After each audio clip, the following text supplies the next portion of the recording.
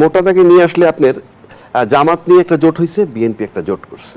সেই জোটগুলোর ভিতরে যারাই থাকুক না, আপনি সহজে যদি আনি, বিএনপির ভোট আছে, জামাতের ভোট আছে, এনসিপির ভোট আছে, অন্যান্য রাজনৈতিক দলের দলীয় ভোট আছে।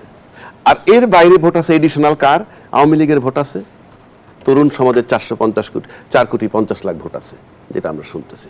তাহলে ভোটটাকে তো আপনি ইজি ভাগ করেন, কার ভোট কার ঘরে, তাহলে এই যার যার ভোটগুলো তার ঘরে যাবে।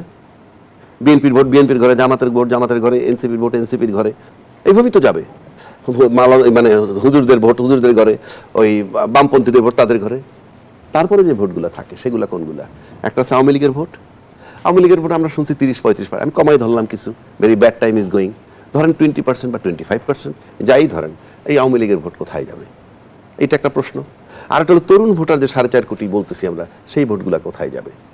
প্রথম যদি আমি আওয়ামী লীগের ভোটগুলোর দিকে আসি, আওয়ামী লীগের যে বৈশিষ্ট্য, আওয়ামী লীগের যে গুণ, তাতে মোটামুটি আওয়ামী লীগের ভোট কোনো ঘরে না যাওয়ার সম্ভাবনা বেশি। কোনো ঘরে না যাওয়ার সম্ভাবনা বেশি? হ্যাঁ।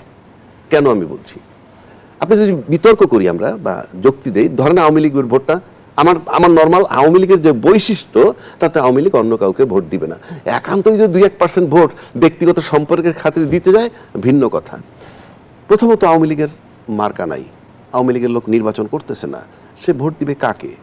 তার তো ভোট নাই, মানে তার দলের লোক নাই। তাহলে আমি প্রাথমিক ধরে নিলাম সে দিবে না। আর যদি ধরেন দিবে, কাকে দিবে? আওয়ামী লীগ তো অন্য তৃতীয় কোনো দলকে তার ভোট দিয়ে একেবারে আসমান পর্যায়ে নিয়ে যেতে পারবে না। তাহলে তার ভোট পাওনা থাকতেছে কারা? বিএনপি, জামাত, এনসিপি, আর ধরেন জাতীয় পার্টি। যদি দেয় সে, আমি বলতে দিবে না, যদি দেয়, যদি বিএনপিকে দেয়, সোনায় সোহাগা, কারণ বিএনপি নিজের ভোটই যথেষ্ট। তারপর যদি ওইটা অ্যাড হয়, সোনায় সোহাগা। আচ্ছা, যদি জামাতে দেয়, আপনি জামাতের নর্মালি আমরা ধরে নিছি, ইদানিং সবাই বলে তাদের কিছু ভোট বাড়ছে। তো জামাত সহ তার যে জোটের ভোট যদি 15% টোটাল হয়ে থাকে, অর্থাৎ তার ইসলামী ফোর্স এবং এনসিপি এবং জামাত সহ 15% ভোট যদি হয়, তার সাথে যদি আওয়ামী লীগের 25 যোগ হয়, 25, তাহলে 40% ভোট তার হয়। তাহলে বিএনপির ভোট আছে 35। সুতরাং আওয়ামী লীগের ভোট জামাতের ঘরে যায়, জামাত জয়লাভ করবে, সিঙ্গেল মেজরিটি পেয়ে যাবে। বিএনপি পেলে তো সোনায় সোহাগা।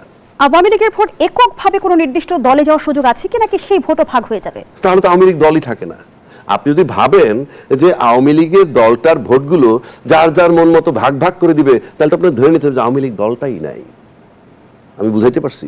সব ভোট যদি ভাগ হয়ে যায়, তাহলে তো সে দলটাই নাই, ওইটাই মিন করে। কিন্তু আওয়ামী লীগ কি তাই? ন, আওয়ামী লীগ তা নয়।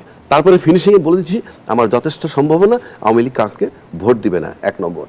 2 নম্বর হলো, আওয়ামী লীগ এই জন্য ভোট দিবে না, যেহেতু তার মাঠে প্রতীক নাই, কিচ্ছু নাই, মানে নির্বাচন নাই। আর আওয়ামী লীগ যদি কাউকে ভোট দিয়ে ক্ষমতায় নেয় 5 বছরের জন্য, হ্যাঁ, সে কি আবার 5 বছরের জন্য বিতাড়িত থাকবে, পাওয়ারের বাইরে থাকবে? আওয়ামী লীগ ভোট দিবে বলে আমি বিশ্বাস করি না। 2 নম্বর আসেন, আওয়ামী লীগ এর দণ্ড হয়েছে। আওয়ামী লীগ মানে আমি বলছি শেখ হাসিনার দণ্ড হয়েছে, প্রক্রিয়া চলমান থাকলে এটা কার্যকর হবে। শীর্ষ নেতাদের কথা বলছেন। তাহলে আওয়ামী লীগ কি এরকম যে কারোর সাথে আতাত হয়েছে যে তারা ক্ষমতায় গেলে পরে এদের বিচার আর হবে না? যদি আওয়ামী লীগ এমনটা করে যে সে তার বিচার থেকে রক্ষা পাইতে চায়, বা ফাঁসি হয়েছে সেটা থেকে রক্ষা পাইতে চায়, এরকম কোনো দলের সাথে যদি আন্ডারস্ট্যান্ডিং করে থাকে এবং সেই দল যদি ভোট দেয়, তাহলে ধরে নিতে হবে যে আওয়ামী লীগের ভোট যে দলটা পাইছে সে দল ক্ষমতায় আসলে এই বিচারগুলো কার্যকর, রায়গুলো কার্যকর হবে না। সেই শর্তই দিবে যদি দেয়। আমি বারবার অন্তরালে এমন কোন সমঝোতা কিংবা আপোষ হওয়ার সম্ভাবনা কতটুকু? তাহলে কেন দিবে তাকে ভোটটা? আমি যে ভোটটা দিব আমার বেনিফিটটা কি? একটা আমি যে ভোটটা দিচ্ছি তো আমার বেনিফিট লাগবে, সেই বেনিফিটটা কি?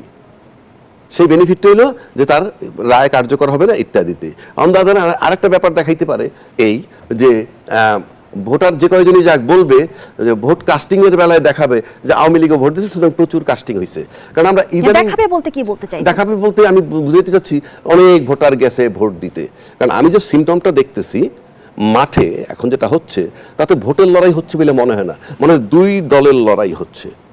সেই কারণে আমি বলছি, যদি ভোটার উপস্থিতি এবারও দেখাতেই হয়, তাহলে আসলে 14, 18 কিংবা 24 থেকে কি পরিবর্তন আমরা কিছুই হয়নি, কারণ আমরা 5ই আগস্টের জায়গায় দাঁড়াই আছি। এইবার আসেন 4.5 কোটি ভোটারের কথা বলতেছি। আপনি আওয়ামী লীগ যে 15 বছর ক্ষমতায় ছিল, এই 15 বছরে কিন্তু এই যে 4.5 কোটি ভোটার, তরুণ ভোটার, তারা আওয়ামী লীগ ছাড়া কাউকে দেখে নাই। এবং আওয়ামী লীগের উপরে তারা বিরূপ থাকুক আর যাই থাকুক না কেন তাদেরকেই দেখছে। কিন্তু জামাত আর বিএনপি তাদেরকে মাঠে মানে বিরোধী দল হিসাবেও দেখে নাই, পার্লামেন্টে দেখে নাই, জামাত তো নিষিদ্ধই ছিল।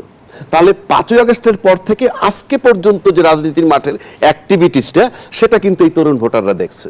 সুতরাং সেই তরুণ ভোটাররা যদি দেখে যে এখন যারা মাঠে নির্বাচনের জন্য আছে তাদের কোনো অ্যাকশন ফেসিজমের পক্ষে যায় বা প্রতিষ্ঠানের পক্ষে যায়, তাতে তাদের যথেষ্ট সম্ভাবনা আছে ওই ভোটগুলো থেকে বঞ্চিত হওয়ার জন্য। তাহলে ত্রয়োদশ নির্বাচনের সবচেয়ে বড় ফ্যাক্টর কোনটি হতে যাচ্ছে? তরুণ ভোটারদের ভোট, তরুণ ভোটার আওয়ামী লীগের সমর্থকদের তরুণ ভোট? ভোটার একটা বিরাট ফ্যাক্টর হতে যাচ্ছে। পাশাপাশি আমি ব্যক্তিগতভাবে বলি যে আজকে আওয়ামী লীগ যদি আমি কমায় ধরলাম যে 25% রিপ্রেজেন্ট করে, আর বারবার বলছি তো 25% রিপ্রেজেন্ট করে, আমরা যেহেতু সবাই রাজনীতিতে কি বলে সবাই ইনক্লুসিভ নির্বাচন চাই, গ্রহণযোগ্য নির্বাচন চাই, তাহলে আপনি 25% ভোটার যদি থাকে সেই 25% ভোটারকে বাদ দিয়ে মানে 1/4 অফ দ্য পপুলেশন তাদেরকে বাদ দিয়ে নির্বাচনটা যে আপনি করতে যাচ্ছেন সেটা কতখানি গ্রহণযোগ্য হবে আওয়ামী লীগের কাছে? 1 2 আওয়ামী লীগ দল যেহেতু ব্যান্ড নয়, রাজনৈতিক দল সবাই যখন আমরা চিৎকার করে বলি আমরা ভালো গণতন্ত্র চাই, সুন্দর নির্বাচন চাই, তাহলে রাজনৈতিক দলরাই বা কেন এই আওয়ামী লীগরে বাইরে রেখে নির্বাচন করতে চাচ্ছে? 1 আবার আওয়ামী লীগের ভোট প্রত্যাশা করতেছে কি কারণ? আওয়ামী লীগের ভোট প্রত্যাশা করবেন, তাকে ব্যান্ড করেন নাই, আবার তাকে নির্বাচনে আসতে দিবেন না। আমি তো ভাই এটার পক্ষপাতী না। এটার মানে এই না যে আওয়ামী লীগ নির্বাচনে আসুক আমি চাই, এটা না। আমি বলছি আমি যদি তার স্বৈরাচার ধরি তাহলে ব্যান্ডই করব। আমি যখন ব্যান্ড করলাম না তাহলে তার রাজনৈতিক অধিকার নষ্ট হবে কেন? আর মামলা ফলাফল যাই হোক, মামলা কিন্তু আসামি অলরেডি হয়ে গেছে, হয়তো রায় হয় নাই, তা আসামি হিসাবে যাদের নাম আছে তারা বাদ থাকুক। অন্যান্য রাষ্ট্রদূতরাও তো বলতেছে আমরা ইনক্লুসিভ নির্বাচন চাই। পররাষ্ট্রমন্ত্রী আব্দুল মোমেন সাহেব বলছেন আমরা বিদেশে বসে কিন্তু বসে নাই, আমরা কাজ করছি, নানান জনের সাথে লাভ করি। আমি সেই দৃষ্টিকোণ থেকে আমি একমত, আপনি 25% অফ দ্য পপুলেশন বাদ রেখে আপনি নির্বাচন করতে পারেন। আর যে রাজনৈতিক দলগুলো এদেরকে বাদ দিয়ে নির্বাচন করতে চায় অবশ্যই তারা আওয়ামী লীগের নিয়ে বদার কেয়ার করে ভয় পায়, তাই খোলা মাঠে তারা নির্বাচন করতে চায়। পর্যায়ে দর্শক জানিয়ে রাখতে চাই ইতিমধ্যে আরেকজন অতিথি আমাদের সঙ্গে যুক্ত হয়েছেন, মাহবুব আজিজ, সিনিয়র সাংবাদিক ও রাজনীতি বিশ্লেষক। স্বাগত জানাচ্ছি আপনাকেও। জনাব মাহবুব আজিজ, আমরা যদি ভোটের অঙ্কটা একটু করতে চাই তাহলে ভোটের হিসেব নিকেশ সঙ্গে তারা জোটবদ্ধ নির্বাচন করেছে, তারা 18টি আসন পেয়েছিল সর্বোচ্চ। সেই 18টি আসন পাওয়া দল কি করে প্রায় 150+ আসন তারা পেতে যাচ্ছে বলে দাবি করছে, বিভিন্ন জরিপ সেগুলো বলছে। অর্থাৎ আওয়ামী লীগ সমর্থকদের ভোট কিংবা তরুণ ভোটারদের ভোট কি সমীকরণ পাল্টে দিতে পারে কিনা? সেটা তো আর পরের কথা। এর আগে যে জামাতের যেই ছলে বলে কৌশলের নানান রকমের ঘটনা আমরা দেখতে পাচ্ছি, তাতে কিন্তু মনে হয় যে এইখানে তারা এক ধরনের হাইপ তুলছে যার বাস্তবতার সাথে যার অনেক দূরত্ব আছে। কিন্তু এই জায়গাগুলোতে এখন আওয়ামী লীগের ভোটার কি করবে কিংবা তরুণ ভোটাররা কি করবে, এখন তরুণ যে ভোটাররা তাদের সামনে কিন্তু একটা রক্তাক্ত 24-এ গণ অভ্যুত্থান আছে এবং তারা কিন্তু দেখেছে যে আওয়ামী লীগের দুঃশাসন এবং ইত্যাদি সবকিছু তারা দেখেছে এবং গণতন্ত্রের প্রতি যে তাদের একটা সমর্থন তারা ব্যক্ত করেছে সেই আন্দোলনে যুক্ত হয়ে। কিন্তু একই সাথে আওয়ামী ও সমমনারা 12 বছর নির্বাচন করেছে এবং তারপর এবার দেখা যাচ্ছে বিএনপি ও সমমনারা নির্বাচন করছে। অর্থাৎ আপনি যদি দেখুন যে আওয়ামী লীগ যদি উপস্থিত থাকতো তাহলে কিন্তু বিএনপি ও জামাত জোট হয়ে যেত। যেহেতু আওয়ামী লীগ নাই, এই ফাঁকা মাঠে তারা কিন্তু নির্বাচন করছে এবং তারা পরস্পর অনেক বড় প্রতিদ্বন্দ্বী হয়ে গেছে এবং এখন জামাত তো না একেবারে হুঙ্কার ধ্বনি দিয়েছে বিএনপির বিরুদ্ধে। তো ওই জায়গায় আপনি দেখুন যে ক্ষমতার রাজনীতি কতখানি প্রাধান্য পাচ্ছে। ভাই যেমনটি বললেন যে অন্য রাজনৈতিক দলগুলো আওয়ামী লীগের ব্যাপারে কথা বলে না কারণ বড় প্রতিদ্বন্দ্বী না থাকলে তাদের জন্য সুবিধা হয়। আপনি তার ফাঁকা মাঠে তারা নিজেরা কিন্তু যেটা মাহবুব আজিজ যেমনটি অ্যাডভোকেট আবু হেনা রাজ্জাকি কিছুক্ষণ আগে বলছিল যে তিনি মনে করছেন আওয়ামী লীগের সমর্থকরা ভোট দিতে যাবেন না। আমরা যদি তর্কের খাতিরে ধরে নেই যে আওয়ামী লীগের সমর্থকরা ভোট দিতে গেলেন না, লাভবান হবে কোন দল? আওয়ামী লীগের সমর্থকরা এবার একটা বড় ধরনের ফ্যাক্টর হিসেবে কাজ করবে। কিন্তু আমার কেন যেন মনে হয়, এটা আমার ব্যক্তিগত ধারণা, যে এলাকা ভিত্তিক নির্বাচন তো, এবং এলাকার মানুষ কিন্তু রাজনৈতিক পরিচয়ের চাইতেও বড় একটা ব্যাপার থাকে যে একে অপরকে চেনে। এবং এই এতদিন পর একটা ভোট হচ্ছে, এইবারের ভোটটা কিন্তু আমিডামির ভোট হবে না, রাতের বেলা ভোট হবে না, ভোট কিন্তু হবে এবং সেই জায়গায় মানুষ কিন্তু ভোট দিতে যাবে এবং যা তার সামনে আছে, যেহেতু আওয়ামী লীগের প্রার্থী নেই, এর মধ্যেই মানুষ বেছে নেবার চেষ্টা করবে এবং এই আওয়ামী লীগের ভোটগুলো এলাকা ভিত্তিক বিভিন্ন জায়গায় যাবে।